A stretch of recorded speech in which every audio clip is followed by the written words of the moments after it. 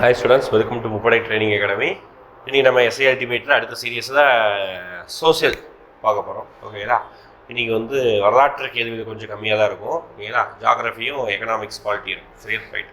இப்போ எப்பவும் போல் நம்ம டேஸ் கொஸ்டின் கேட்குறது இந்த தடவை வந்து லாஸ்ட் இதுலேயே பார்த்துருந்தோம். என்ன மாற்றிட்டோம் அப்படின்னு பார்த்தீங்கன்னா, ஒரு டைனஸ்டி, ஒரு வம்சம் சொல்லுவோம். அந்த வம்சத்தை பற்றிய முதல் மன்னர், இறுதி மன்னரை பற்றி நீங்கள் கமெண்ட் பண்ண போகிறீங்க. சரிங்களா? லாஸ்ட்டு ஆல்ரெடி டெல்லி சுல்தான் சொல்லிட்டோம். இன்றைக்கி நான் சொல்லக்கூடிய ஒரு வம்சம் அப்படின்னு பார்த்துக்கிட்டிங்கன்னா, என்ன வம்சம் சொல்லலாம்? குப்த வம்சம். சரிங்களா? குப்தர்கள் வம்சத்துடைய முதல் மன்னர் யார், கடைசி மன்னர் யார் கமெண்ட் பண்ணுங்க. ஓகே, நீங்கள் ஃபஸ்ட் கொஸ்டின் பண்ணலாமா? ஒரு 10 கொஸ்டின், லாஸ்ட் 11வது கொஸ்டின் நீங்கள் கமெண்ட் பண்ணுங்கள். லாஸ்ட்டாக ஒரு 5 கொஸ்டின்ஸ். சரிங்களா? கடைசியாக ஒரு 5 கொஸ்டின்ஸ் கேட்டேன்னா அந்த கொஸ்டின்ஸ் வந்து எல்லாருமே வந்து ஆன்சர் வந்து கவனிச்சதுலேருந்து கமெண்ட் பண்ணிக்கோங்க. ஓகே, ஃபர்ஸ்ட் கொஸ்டின், பிபிபி அடிப்படையில் இந்தியா எத்தையாவது மிகப்பெரிய பொருளாதாரமாக மாறியுள்ளது அப்படின்னு கேட்குறாங்க. ஓகேங்களா?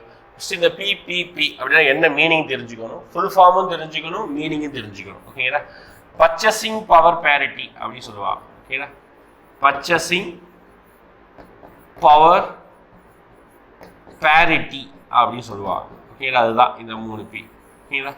என்ன அர்த்தம் அப்படி பார்த்தீங்கன்னா, அந்த வார்த்தை வேர்ட்ஸ்லேயே இருக்குது. தமிழில் வாங்கும் திறன் சமநிலை அப்படின்னு சொல்லுவாங்க. வாங்கும் திறன் சமநிலை அப்படின்னு சொல்லுவாங்க. இந்த 3 வார்த்தைக்கு இருக்கக்கூடிய தமிழாக்கம். சரிங்களா? அப்போ அதில் வந்து பார்த்தீங்கன்னா என்ன மீனிங் அப்படின்னா, ஒரு வெளிநாட்டில் ஒரு பொருளையும் இந்தியாவில் ஒரு பொருள் எடுத்துக்கோங்க. காமனாக இந்த 2 கூட்ஸ், ஓகே, இந்த 2 பொருளையும் வாங்குவதற்கு எவ்வளோ செலவாகுது. ஃபார் எக்ஸாம்பிள், உதாரணத்துக்கு அமெரிக்காவில் ஒரு டீ, ஓகேங்களா, ஒரு டீ வந்து $1. ஓகேங்களா? அதே டீ இந்தியாவில் சராசரி எவ்வளவு? ஒரு 10 ரூபா, 12 ரூபா, 10 ரூபா வச்சுக்கோங்க. அவங்க ஊரில் ஒரு $1 தான் ஒரு டீ குடிக்கிறாங்க. அதே டாலர் வந்து இந்தியாவில் கொண்டு வரும்போது ஒரு $1க்கு நிகரான இந்திய மதிப்பு 80 ரூபா. அப்போ இந்தியாவில் 80 ரூபா தானே டீ இருக்கணும்? கிடையாது, 10 ரூபா தான். அப்போது இதுதான் இந்த பர்ச்சேசிங் பவர் பேரிட்டி, சமநிலையை பற்றி பேசுகிறாங்க. ஓகேங்களா? அமெரிக்காவில் வந்து ஒரு டீ, சரி, இந்தியாவில் வந்து ஒரு டீயோடைய சராசரி விலை 10 ரூபா, அமெரிக்காவில் ஒரு டீயோடைய விலை 1 ரூபா. இப்படி டிவைட் பண்ணுவாங்க. டிவைட் பண்ணால் கிடைக்கக்கூடியது 10. இதுதான் பேரிட்டி. ஓகே, இப்படி தான் எல்லா பொருளையும் கணக்கிடுவாங்க. இது எதுக்காக கணக்கிடுவாங்கன்னா, அந்த ரேட் ஆஃப் எக்ஸ்சேஞ்ச் அதை பார்ப்பதற்காக கணக்கிடுவாங்க. இதன் அடிப்படையில் ஆக்சுவலாக இந்தியாவுடைய ஜிடிபி சொல்லுவாங்க. இந்தியா ஜிடிபி நாமினல் வேல்யூ அப்படின்னு சொல்லுவாங்க. நாமினல் வேல்யூ அடிப்படையில் இந்தியா வந்து இன்னைக்கு டேட்டில் 5வது இடத்துல இருக்குது. அதே ஜிடிபி இந்தியாவில் பிபிபி அடிப்படையில், அதுதான் பிபிபி அடிப்படையில் இந்தியா எத்தனாவது மிகப்பெரிய பொருளாதாரம் அப்படின்னு கேட்டாங்கன்னா, 3வது மிகப்பெரிய பொருளாதாரம். முதல் இடத்துல சைனா இருக்குது, 2வது இடத்துல யூஎஸ்ஏ இருக்குது, அமெரிக்கா இருக்குது, 3வது இடத்துல இந்தியா இருக்குது. ஓகே, நான் ஞாபகம் வச்சுக்கணும். இது வந்து உங்களுக்கு 8th or 9th புக்லேயே டைரெக்டாக இந்த கொஸ்டின் இருக்குது. எஸ்ஐ மாதிரியான தேர்வுக்கு இந்த மாதிரி எளிமையான கேள்விகள் கேட்பாங்க. ஆனால் கொஞ்சம் புரிஞ்சும் படிச்சுக்கோங்க. சரிங்களா? அதெல்லாம் கொஞ்சம் ஈஸியாக இருக்கும். அப்போது ஜிடிபி தரவரிசையில் எத்தனாவது இடம் கேட்பாங்கப்பா? அது உங்கள் 11th புக்கில் 7வது இடம் போட்டிருக்கோம். அது பழைய டேட்டா. புதிய டேட்டா 5வது இடத்துல இருக்கிறோம். ஓகேங்களா? பிபிபி அடிப்படையில் 3வது இடம். இது 2 டேட்டாவை படிச்சுக்கணும். சரிங்களா? ரைட். அடுத்த கொஸ்டின் போலாமா? யாரால் காகித பணம் ஐரோப்பாவில் பரவியது அப்படின்னு கேட்குறாங்க. யாரை வச்சு, யார் மூலமாக காகித பணம், அதாவது இப்போல்லாம் நம்ம எல்லாரும் காகிதத்தில் பணம், டிஜிட்டல் பணம் யூஸ் பண்ணுறோம். ஒரு 800 வருஷத்துக்கு முன்னாடி நாணயங்களை தான் யூஸ் பண்ணிட்டு இருந்தாங்க. ஆனால் சைனாவில் ஒரு 500-600 வருஷத்துக்கு முன்னாடி காகிதம் அப்படிங்கிற ஒரு புதுசான ஒரு மெட்டீரியல் தயார் பண்ண ஆரம்பித்தாங்க. ஓகேங்களா? ஆனால் அது எப்படி உருவாக்குங்கிற ரகசியத்தை சீனாக்காரங்க ரொம்ப வருஷமாக லீக் பண்ணாமே வச்சுருந்தாங்க. ஓகேங்களா? அப்படி அதை அந்த காகிதத்தை வச்சு பணமாக வந்து பிரிண்ட் பண்ண ஆரம்பித்தாங்க. இந்த விஷயம் மற்ற நாடுகளுக்கு தெரியாமல் இருந்தது. மார்க்கோ போலோ, வெனிஸ் நாட்டு பயணி அப்படின்னு சொல்லுவாங்க. மார்க்கோ போலோ எந்த நாட்டு பயணி? வெனிஸ். சரிங்களா? தமிழ்நாட்டு கூட வந்திருக்காரு இவர். வெனிஸ் நாட்டு பயணி மார்க்கோ போலோ ஐரோப்பாவிலிருந்து இந்தியா ஃபுல்லாக, ஓகேங்களா, இந்தியா, அப்புறம் வந்து சைனா, அப்புறம் வந்து பார்த்தீங்கன்னா ஜப்பான், இந்த மாதிரி எல்லா பகுதிகளுக்கு போயிட்டு அங்கே கலாச்சாரங்களை பார்த்து வருவார். அப்படி பார்க்கும்போது அங்கேருந்து சைனாவிலிருந்து அந்த ஐடியாவை எடுத்துகிட்டு வந்து காகித பணம் உலகம் முழுவதும் பரவுவதற்கு வாஸ்கோட காமா தான் காரணமாக இருந்தார். இப்போ ஆன்சர் வாஸ்கோ சொல்லிட்டு மார்க்கோ போலோ தான் காரணமாக இருந்தார். அப்போ மார்க்கோ போலோ எந்த நாட்டுக்கு சேர்ந்து கேட்பாங்க? வெனிஸ் நாட்டு பயணி. ஓகேங்களா? இதுல இவர் வந்து பயணி கிடையாது, இவரை விட்டுருங்க. ஜான் பிகின்ஸ் வந்து நம்ம 9th புக்கில் வருவாரு. இந்த நூனிஸ் அப்புறம் வாஸ்கோடகாமா இவங்க 2 பேருமே போர்ச்சுகீசிய பயணி. வாஸ்கோடகாமா நமக்கு ஈஸி தான் தெரியும், இந்தியாவுக்கு வந்த கடல் வழியாக வந்தவர் முதல் முறையாக. நூனிஸ் அவரும் ஒரு போர்ச்சுகீசிய பயணி, ஞாபகம் வச்சுக்கோங்க. ஓகேங்களா, ரைட்டா. அடுத்த கொஸ்டின்,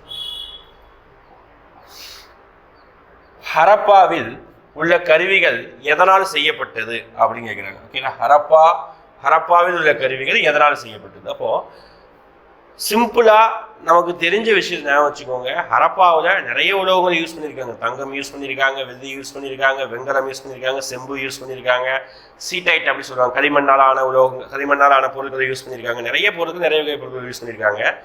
இங்கே எதனால செய்யப்படுது இருக்கிறாங்க, ஆப்ஷன் எலிமினேஷனை வச்சு நீங்கள் ட்ரை பண்ணி பாருங்க, ஈஸியாக இருக்கும், ரொம்ப ஈஸியாக இருக்கும். செம்பு மற்றும் இரும்பு, செம்பு யூஸ் பண்ணாங்க ஆனால் இரும்பு யூஸ் பண்ணாங்களா, யூஸ் பண்ணல, எலிமினேட். எஃகு மற்றும் இரும்பு, எஃகுங்கிறது வந்து ஸ்டீல். ஓகேங்களா, இரும்போட இன்னொரு வடிவம் தான் எஃகு. அப்போது நமக்கு இரும்பே யூஸ் பண்ணதா, அப்போ எஃகு யூஸ் பண்ணியிருப்பாங்கன்னா வாய்ப்பே இல்லை, அப்போ அதுவும் கிடையாது. வெங்கலம் யூஸ் பண்ணாங்க, சரிங்களா, அதாவது செம்பு கூட டின்னு அதை கலந்தா கிடைக்கக்கூடியதான் வெங்கலம். வெங்கலத்தை இரும்பை யூஸ் பண்ணாங்கன்னா வெங்கலம் மேபி யூஸ் பண்ணியிருப்பாங்க ஆனால் இரும்பை யூஸ் பண்ணலை. அப்போ எலிமினேட் பண்ணீங்கன்னா 3 ஆப்ஷன் எலிமினேட் ஆகிட்டு கடைசியாக செம்பு மற்றும் வெண்கலத்தை அவர்கள் முழுவதுமாக பயன்படுத்தினார்கள். காப்பர் அண்ட் பிரான்ஸ் மெட்டீரியல் பயன்படுத்தினாங்க. பிரான்ஸ் வெங்கலத்தினாலான சிலை தான் கிடைச்சதுல, நடன மங்கையின் சிலை கிளாஸ்லேயே பார்த்துருப்போம். இப்படி இடுப்பில் கையை வச்சுக்கிட்டு இப்படி ஒரு கையை தொங்க போட்டு ஒரு சிலை கிடைச்சிருக்கும், நடன மாது, அது நடன மங்கை சிலைன்னு சொல்லியிருப்போம். அது வெங்கலத்தினாலான ஒரு உருக்கப்பட்ட ஒரு சிலை தான், சரிங்களா. அப்போ செம்பு தான் மனிதன் முதலாக கண்டுபிடித்த உலோகம். ஐவிசி காலத்தையே நம்ம செம்பு காலம் தான் சொல்லுவோம், ஓகேங்களா, அதுதான். ஓகேங்களா, இது இல்லாமல் அவங்களுக்கு தெரியாதது அப்படின்னா இரும்புங்கிற ஒரு விஷயம் அவங்களுக்கு தெரியவே தெரியாது. அதுக்கப்புறம் பார்த்தீங்கன்னா இரும்பு தெரியாது. அப்புறம் வந்து குதிரை ஞாபகம் வச்சுக்கணும், குதிரை என்ற விலங்கு அவர்கள் அறியப்படாத விலங்கு. அதுக்கப்புறம் கரும்பு அவர்கள் பயிரிடப்படாத பயிர். இந்த 3 விஷயம் அவங்களுக்கு தெரியாதுங்கிற விஷயத்தை பார்த்துக்கோங்க, நெகட்டிவா இருக்கக்கூடிய விஷயங்களை பார்த்துக்கோங்க. ஓகே, இரும்பு தெரியாது, குதிரை தெரியாது, கரும்பு தெரியாது. இந்த 3 பொருட்களும் அவர்களுக்கு என்னவென்றே தெரியாது, சரிங்களா. அடுத்து சிவாஜியுடன் தொடர்புடைய ஊர் எது அப்படின்னு கேட்குறாங்க. சிம்பிளா சிவாஜி கூட தொடர்புடைய ஒரு ஊர். அப்போ எல்லா ஊரையும் வாசி பாருங்க. எங்கேயாவது ஹிஸ்டரியை கேள்விப்பட்டிருக்கீங்களா பாருங்க. சிவனேரி, தலைக்கோட்டை, அகமது நகர், ஹம்பி. ரொம்ப ஃபெமிலியரானது ஹம்பி, எல்லாருக்குமே தெரிஞ்சிருக்கும். என்ன சார் ஹம்பி எந்த ஊர் சார் அப்படின்னு பார்த்தீங்கன்னா விஜயநகர பேரரசுடைய, ஓகே, விஜயநகர பேரரசுடைய தலைநகரம். ஓகேங்களா, விஜயநகர பேரரசுடைய கேபிட்டல் தலைநகரம் தான் ஹம்பி. அங்கே தான் வந்து கோவில்கள் நிறையவும் கட்டியிருப்பாங்க. 2வது நேரமாக தான் அடுத்து வந்து பெணுகொண்டாவெல்லாம் வச்சுருப்பாங்க, சரிங்களா. சரி, தலைக்கோட்டை அப்படிங்கிறது வந்து 1500 டிஎன்யூஎஸ்ஆர்பியோடைய ரொம்ப ஃபேவரட் கொஸ்டின்ப்பா இந்த கொஸ்டின். தலைக்கோட்டை போரும் கேட்பாங்க. 1565 நடைபெற்ற போர் தான் இந்த தலைக்கோட்டை. இந்த தலைக்கோட்டை போருங்கிறது ரொம்ப ரொம்ப ரொம்ப ரொம்ப ரொம்ப முக்கியமானது, ஓகேங்களா, ரைட். அடுத்து அகமது நகர் மேபி கேள்விப்பட்டிருக்கலாம், பாமணி வம்சத்தில். சிவனேரி அதுதான் வந்து நமக்கு சப்ஜெக்டோட ரிலேட்டடானது, சிவாஜியுடன் தொடர்புடையது. என்ன சார் சிவனேரி அப்படின்னா, சிவனேரி கோட்டையில தான் பார்த்தீங்கன்னா நம்மளுடைய சிவாஜி வந்து பிறந்திருப்பார். ஓகே, சிவனேரி கோட்டையில் பிறந்திருப்பார். ராய்கர் கோட்டையில் முடிசூட்டி கொள்வார். ஓகேங்களா, 1627 சிவனேரி பூனா பக்கத்தில் இருக்கும். சிவனேரி கோட்டையில தான் வந்து சிவாஜி வந்து பிறந்திருப்பார். அவருடைய இறப்பு பார்த்தீங்கன்னா 1280. ஓகேங்களா, அதுக்கடுத்து பார்த்தீங்கன்னா இடையில வந்து நிறைய விஷயங்கள் சண்டைகள் தான் நடக்கும் அவருக்கு வந்து மற்ற மன்னர்களுக்கும். அதில் 1674 அவருடைய வருஷம் ரொம்ப முக்கியமான வருஷம். ராய்கர் கோட்டையில் சத்ரபதியாக முடிசூட்டி கொண்டார் சிவாஜி, சரிங்களா, ரைட்டா. சிவனேரி கோட்டை. அடுத்து இந்திய திட்ட நேரத்தை கணக்கிட பயன்படுத்தப்படக்கூடிய தீர்க்க ரேகை எது? ஓகேங்களா, இந்திய திட்ட நேரத்தை கணக்கிட பயன்படக்கூடிய தீர்க்க ரேகை எது அப்படின்னு கேட்குறாங்க. ஓகேங்களா, அப்போ தீர்க்க கோடு, அச்சக்கோடு ஞாபகம் வச்சுக்கணும். அச்சரேகை அப்படின்னா நம்மளுடைய பூமியில இப்படி வரையப்படக்கூடியது அச்சரேகை. இப்படி வரைஞ்சாங்கன்னா அதுக்கு பேர் என்னது, தீர்க்க ரேகை. ஓகேங்களா, ஞாபகம் வச்சுக்கணும். இது என்ன கேட்குறாங்க, தீர்க்க ரேகைங்கிறாங்க. அப்போ இப்படி வரையக்கூடிய ரோடு தான். அது என்ன கேட்குறாங்க, நேரத்தை கணக்கிட இந்தியன் ஸ்டாண்டர்ட் டைம் அப்படின்னு சொல்லுவாங்க, ஐஎஸ்டி அப்படின்னு சொல்லுவாங்க. இந்தியாவுடைய நேரத்தை கணக்கிடப்படக்கூடிய ஒரு லைனு.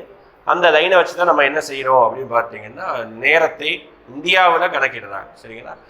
அப்போது என்ன அந்த நேரம் அப்படின்னு பார்த்தீங்கன்னா எந்தெந்த லைன் 82°30' கரெக்டாக வந்து பார்த்தீங்கன்னா நம்ம உத்தரப்பிரதேசத்தை வழியாக பாஸ் ஆகக்கூடிய ஒரு லைன். அந்த இடத்துல மிர்சாப்பூர் அப்படின்னு சொல்லிட்டு ஒரு ஊர் இருக்கு. எந்த ஊருப்பா? மிர்சாப்பூர். அந்த ஊர் வழியாக தான் இந்த 82°30' கிழக்கு கீ போட்டாங்கல்ல, கிழக்கு ஈஸ்ட், அந்த லைன் வந்து பாஸ் ஆகுது. சரிங்களா? உத்தரப்பிரதேசத்தில் மிர்சாப்பூர் இது கட் ஆகுது. ஓகே, இதை வச்சு தான் IST கணக்கிடுறாங்க. அது மாதிரி டைமை பொறுத்த வரைக்கும் இந்தியாவில் ஒரே ஒரு டைம் ஜோன் தான். இந்தியாவில் GMT டைம் சொல்லுவாங்க, கிரீன்விச் மீன் டைம் வந்து 5:30 + 5:30. அதாவது கிரீன்விச் அப்படிங்கிறது வந்து இங்கிலாண்டோடைய ஒரு ஊர். அதுலேருந்து பார்க்கும்போது அங்கே 12 மணி என்றால், நள்ளிரவு 12 மணி என்றால் இந்தியாவில் கரெக்டாக காலை 5:30 இருக்கும். ஓகே, இதுதான் நேர மண்டலம் அப்படின்னு சொல்லுவாங்க. நமக்கு ஒரே நேர மண்டலம் இருக்கிறதுனால இந்தியாவில் நிறைய ப்ராப்ளமேட்டிக் இருக்குது. ஃபார் எக்ஸாம்பிள் வந்து பார்த்தீங்கன்னா அருணாச்சல பிரதேசத்தில் காலையில் 5 மணிக்கு 4:40 கிட்ட தான் சூரியன் வெளிச்சம் வந்துடும். ஓகேங்களா? அவங்க ஊரில் அதே மாதிரி பார்த்தீங்கன்னா நடுப்பகல், நண்பகல் தான் சொல்கிற பாருங்க. நம்ம ஊர்லாம் 12-1 மணிக்கு நச்சுன்னு வெயில் அடிக்கும். ஆனால் அவங்க ஊரில் பார்த்தீங்கன்னா 10:30-11 மணிக்கே நச்சுன்னு வெயில் அடிக்க ஆரம்பிச்சிடும். ஓகேங்களா? இதுதான். இதனால் வந்து இந்த டைம் ஜோன், ஒரே டைம் ஜோன் இருக்கிறது நிறைய ப்ராப்ளமேட்டிக் இருக்குது. ஃப்யூச்சரில் இந்தியாவில் 2 டைம் ஜோன் வைக்கலாம் அப்படின்ற பேச்சு இருக்குது. ஓகேங்களா? அப்படி பிரித்தாங்கன்னா இந்த சைடு வெஸ்ட் பெங்கால் சைடும், அப்படி இல்லைன்னா அங்கே ஒன்றும், இந்த சைடு மகாராஷ்டிராவை டச் பண்ணி ஒரு டைம் ஜோன் கூட ஃப்யூச்சரில் வைக்கலாம். ஐடியாஸ் இருக்குது இது எல்லாமே. ஓகே, ஏன்னா ஒரே டைம் ஜோன் இருக்கிறதா பெரிய ப்ராப்ளம். ரஷ்யாவில் தான் பார்த்தீங்கன்னா எக்கச்சக்கமான டைம் ஜோன் சொல்லுவாங்க. 7 அல்லது 11 டைம் ஜோன் சொல்லுவாங்க. அப்படின்னா பாருங்கள், ரஷ்யாவில் ஒரு முக்கில் இருந்து இன்னொரு முக்கு போகும்போது உன்னுடைய வாட்சை வந்து 11 தடவையோ 7 தடவை மாற்றணும். டைம் ஜோன் மாறுது அப்படின்னா உன்னுடைய வாட்சோடைய டைமிங்கே மாற்றணும். ஓகே, அது நிறைய டெக்னிக்கலான இருக்குது. நமக்கு தேவையான மட்டும் படிச்சுக்கோங்க. 82°30'. ஓகே, அடுத்த கொஸ்டின். பின்வருவனவற்றில் தட்சிண கங்கா என்று அழைக்கப்படக்கூடிய நதி. ஒரு சில பேர் புதுசாக இருக்கலாம், என்ன சார் புதுசாக இருக்கிறீங்க தட்சிண கங்கா? ஆமாம், புக்கில் எப்படி இருக்கும் அப்படின்னா விருத கங்கா அப்படின்னு தான் இருக்கும். எப்படி இருக்கும் புக்கில்? எந்த நதி விருத கங்கா என்று அழைக்கப்படுகிறது அப்படின்னு கேட்பாங்க. ஓகே, நம்ம அதை அப்படியே மாற்றி அதனுடைய பொருள் தான் தட்சிண கங்கா. விருத கங்கா என்பதன் பொருள் என்னது? தட்சிண கங்கா. கோதாவரி நதியுடைய பெயர் தான் தட்சிண கங்கா. அப்படி இல்லை என்றால் விருத கங்கா என்று பொருள்படுகிறது. சரிங்களா? இது வந்து ஒவ்வொரு நதிக்கும் நிக்நேம்ஸ் இருக்கும், பட்டப்பெயர்கள். ஓகேங்களா? அதை கூப்பிடுவதற்காக, அதோடைய இயல்பை பொறுத்து கூப்பிடுவதற்காக நிக்நேம் இருக்குது. என்ன நிக்நேம் எல்லாம் இருக்குது? ஃபார் எக்ஸாம்பிள் வந்து சாரோ ஆஃப் பீகார் அப்படி சொல்லுவாங்க. பீகாரின் துயரம் அப்படி சொல்லுவாங்க. எது? Kosi river. Sorrow of West Bengal, வங்காளத்தின் துயரம், தாமோதர்பூர். ஓகேங்களா? சவுத் இந்தியாவின் கங்கை இருக்கு. ஓகேங்களா? தென்னிந்தியாவின் கங்கை என்று அழைக்கப்படக்கூடிய நம்ம ஊர் ரிவர் காவேரி. இது தட்சிண கங்கை, இது கோதாவரி. அப்புறம் பார்த்துக்கிட்டிங்கன்னா அவ்வளோதான், பெரிய அளவுக்கு ரிவர் இதுதான். அதுக்கப்புறம் மேற்கு நோக்கி கிழக்கு நோக்கி பாயக்கூடிய ரிவர்ஸோடைய பெயர் பார்த்துக்கோங்க. சரிங்களா? ரைட்.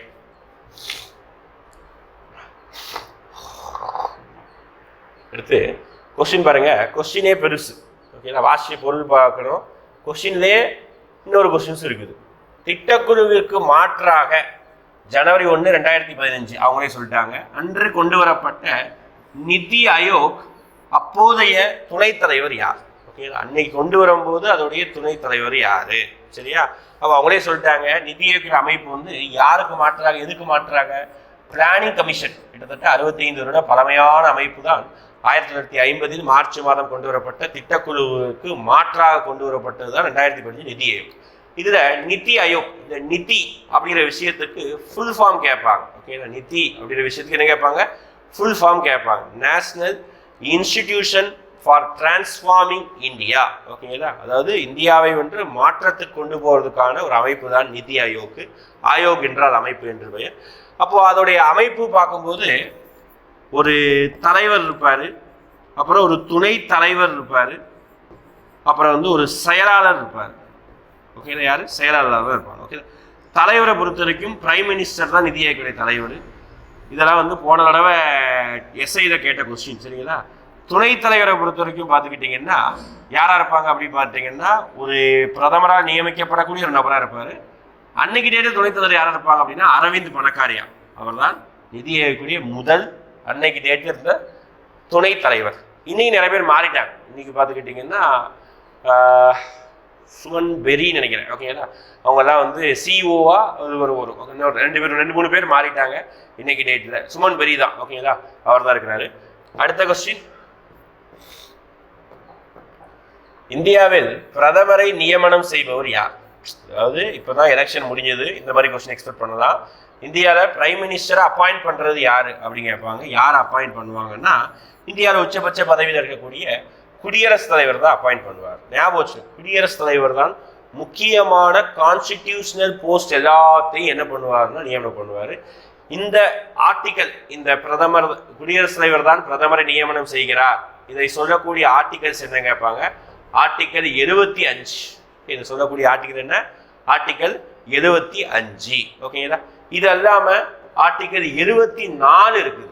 எப்படி ஆர்டிகல் இது எல்லாமே என்ன ஆர்டிகல் இருக்குது? ஆர்டிகல் 74 இருக்கு. அது என்ன சார் அப்படின்னு பார்த்தீங்கன்னா, பிரைம் மினிஸ்டரும் கவுன்சில் ஆஃப் மினிஸ்டரும், அதாவது பிரதமரும் அமைச்சர்கள் குழுவும் சேர்ந்து குடியரசுத் தலைவருக்கு எய்ட் அண்ட் அட்வைஸ் அப்படின்னு சொல்லுவாங்க, அதாவது பரிந்துரை கொடுப்பாங்க. ஓகேங்களா, அதுதான் வந்து சொல்லக்கூடிய ஆர்டிகல் தான் ஆர்டிகல் 74. சரிங்களா, இங்கே வேற குடியரசுத் தலைவர் வேற என்ன போஸ்டிங்கெல்லாம் நியமனம் பண்ணுவார் அப்படின்னு பார்த்தீங்கன்னா, எல்லா கான்ஸ்டியூஷன் போஸ்ட்டும், PM, council of ministers, governor, எல்லா கான்ஸ்டிடியூஷனல் பாடிஸோடைய சேர்மன். ஓகே, எல்லா கான்ஸ்டியூஷனல் பாடிஸ்னா UPSC, election commission chairman plus members. ஓகேவா, எல்லாத்தையுமே இவர் தான் நியமனம் பண்ணுவார்.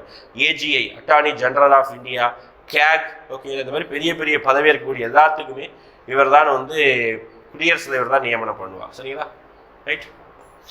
இந்த தடவை நீங்கள் டிவி பார்த்துட்டு தெரிஞ்சிருப்போம், குடியரசுத் தலைவருக்கு பதவி பிரமாணம் செய்து வைத்தது யாருன்னா, சரி, பிரதமருக்கு குடியரசுத் தலைவர் தான் பதவி பிரமாணம் செஞ்சு வச்சிருப்பாங்க. அடுத்த கொஸ்டின் பாருங்க, 1857 புரட்சி அடிப்படையான கொஸ்டின். நான் சொல்லுவேன் எப்பவுமே கிளாஸ்ல, இந்தியாவுடைய 200 வருஷம் வரலாறு, பிரிட்டிஷோடைய வரலாறு நீங்க படிச்சீங்கன்னா அதுல மிக மிக மிக மிக முக்கியமான ஒரு வருடம்னா அது இந்த 857 பெரும் கலகம், பெரும் புரட்சி.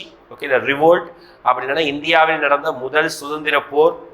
எதனால சொல்லலாம். ஓகேங்களா, அதுதான் வந்து ரொம்ப முக்கியமான ஒரு ஆண்டு. சரிங்களா, இப்போ இதுல புரட்சி நடந்ததற்கான காரணம் நிறைய இருக்கு.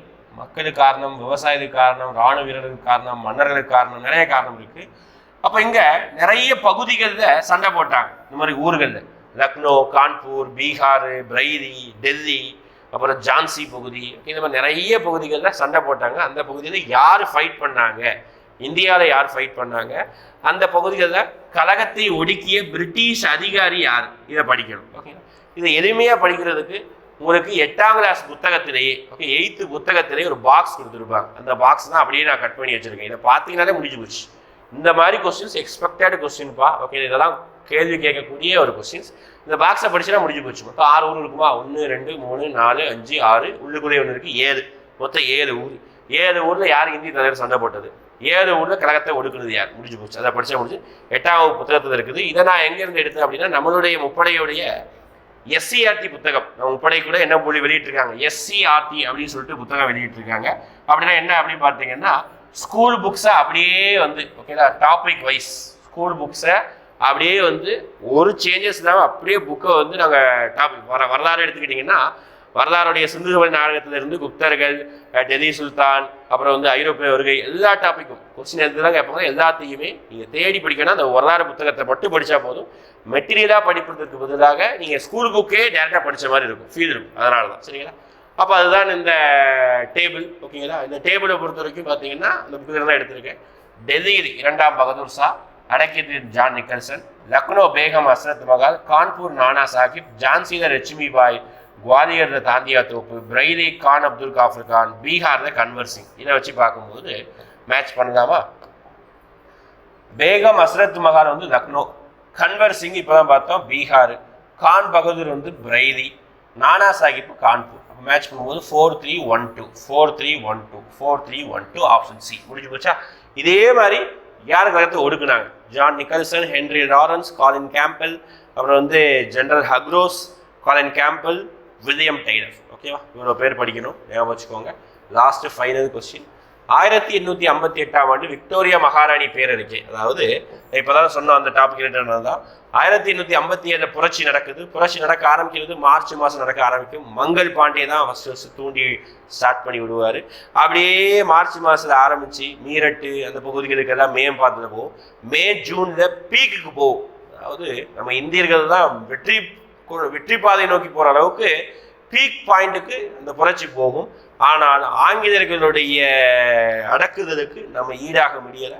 அவங்ககிட்ட எல்லா வசதியும் இருந்ததுனால எளிமையாக இந்த புரட்சியை அடக்கி ஒடுக்கி விட்டார்கள். ஓகேங்களா? அந்த பீக்கு போயிட்டு அவர்கள் சில நாட்களிலேயே புரட்சி அடக்கி ஒடுக்கப்பட்டது. அடுத்த 2-3 மாதங்கள்ல எந்த இடத்துலையும் புரட்சி இறப்பதற்கான அறிகுறியே இல்லாமல் எல்லாரையும் தூக்கி ஸ்டாப் பண்ணிட்டாங்க. 2ஆம் பகதூர் ஷாவை தூக்கி ரங்கூனுக்கு நாடு கடத்திட்டாங்க. நம்ம லாஸ்ட் கிளாஸ்லேயே பார்த்துருந்தோம் அதை பற்றி. ஓகேங்களா? இப்படி எல்லா பிரச்சனை நடந்ததுக்கப்புறம் பிரச்சனை ஏன் நடந்தது அப்படின்னு பார்க்கும்போது எல்லா பலியும் யார் மேலே சுமத்தப்பட்டது அப்படின்னா பிரிட்டிஷ் ஈஸ்ட் இந்தியா கம்பெனியின் மேலே சுமத்தப்பட்டது. அதனால பிரிட்டிஷ் அரசாங்கம் ஒரு முடிவெடுத்தது. என்ன முடிவெடுத்தது அப்படின்னு பார்த்துக்கிட்டிங்கன்னா, இனிமேல் இந்தியாவை பிரிட்டிஷ் கம்பெனி ரூல் பண்ண வேணாம், நம்மளே டைரக்டா இந்தியன் கவர்மெண்டே போய் டைரக்டா ரூல் பண்ணலாம் அப்படின்னு சொல்லிட்டு ஒரு முடிவெடுத்து அந்த முடிவை திடகாத்திரமாக 1858 நவம்பர் 1ஆம் தேதி விக்டோரியா மகாராணி அலகாபாத் பேரறிக்கை அப்படின்னு அறிக்கையை விடுத்திருப்பாங்க. அந்த டைம்ல யாரு அதை வாசிச்சது? விக்டோரியா மகாராணியை டேரக்டா வந்து வாசிப்பாங்க தான், அவங்களுக்கு எவ்வளவு வேலை இருக்கும். இப்போ யார் வாசிச்சதுன்னா கானிங் பிரபு. அவர்தான் இந்த பேரறிக்கையை அவர்தான் என்ன பண்ணியிருப்பாரு அப்படின்னு பார்த்தீங்கன்னா வாசிச்சிருப்பார். சரிங்களா? ஆனால் மொத்த பலியும் இவர் மேலே தான் விடும். ஆனால் இதுக்கு முன்னாடி இருந்த பிரபுக்கள் தான் எல்லா தப்பையும் பண்ணியிருப்பாங்க. ஆனால் எல்லாமே இவர் மேலே விடும். ஏன்னா இவர் தான் வந்து கலகம் நடக்கும் பொழுது பிரபுவாக இருந்தது யார் அப்படின்னா கானிங் பிரபு. ஓகேங்களா? முடிஞ்சதா? 10 கேள்விகளுக்கான விளக்கம் சரியாக நம்ம பார்த்து முடிச்சிட்டோம். லாஸ்டாக இறுதியாக ஒரு எளிமையான கேள்வி, ஹிஸ்ட்ரியிலிருந்து ஒரு கேள்வி, அதை நீங்கள் கமெண்ட் பண்ண போறீங்க. ஈஸியான கொஸ்டின் தான். நம்ம போன எபிசோட்லேயே அதுக்கு முந்தின எபிசோட்லேயே வங்க பிரிவினை பற்றி பேசியிருந்தோம். ஆனால் நான் அதில் ஒரு டேட்டு சொன்னேன். அது வந்து அஃபிஷியலாக வங்க பிரிவினை 2ஆக பிரிக்கப்பட்ட டேட்டா சொல்லியிருப்பேன். ஆனால் இங்கே கேட்குறது என்னது? அறிவிக்கப்பட்ட நாள் தான் கேட்குறாங்க. ஓகேங்களா? இப்போ பிரிக்கப்பட்ட நாள் வேற, அறிவிக்கப்பட்ட நாள் வேற. 10th புத்தகம் 10ஆம் வகுப்பு புத்தகத்தில் இந்த பாயிண்ட் டைரக்டாகவே இருக்குது. படித்து பார்த்து கூட ஆன்சர் பண்ணுங்க, ஒன்றும் பிரச்சனை கிடையாது. இறுதியாக ஒரு 5 கேள்வி கேட்குறேன். அந்த 5 கேள்வியோட நம்ம செஷனை வந்து வைண்ட் அப் பண்ணிக்கலாம். ஓகேங்களா? என்ன சார் கேள்வி? ஃபர்ஸ்ட், பிரதமரை நியமிக்கக்கூடிய விஷயத்தை கூறக்கூடிய ஆர்டிக்கல் சரத்து என்ன? அந்த கொஸ்டின் கமெண்ட் பண்ணுங்க. அடுத்த கொஸ்டின், பீகாரின் துயரம் என்று அழைக்கப்படக்கூடிய நதி எது? பீகாரின் துயரம் என்று அழைக்கப்படக்கூடிய நதி எது? அடுத்து, 1857 பீகாரில் யார் புரட்சி செய்தார்?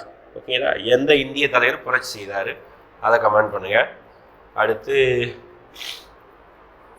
போர்ச்சுகீசிய நாட்டு பயணி 2 பேருடைய பெயரை சொல்லியிருப்பேன், அதை கமெண்ட் பண்ணுங்க. ஓகே, போர்ச்சுகீசிய நாட்டு பயணி 2 பேருடைய பெயர் சொல்லியிருப்பேன், அதை கமெண்ட் பண்ணுங்க. அடுத்து, தலைக்கோட்டை போருடைய வருஷத்தை கமெண்ட் பண்ணுங்க.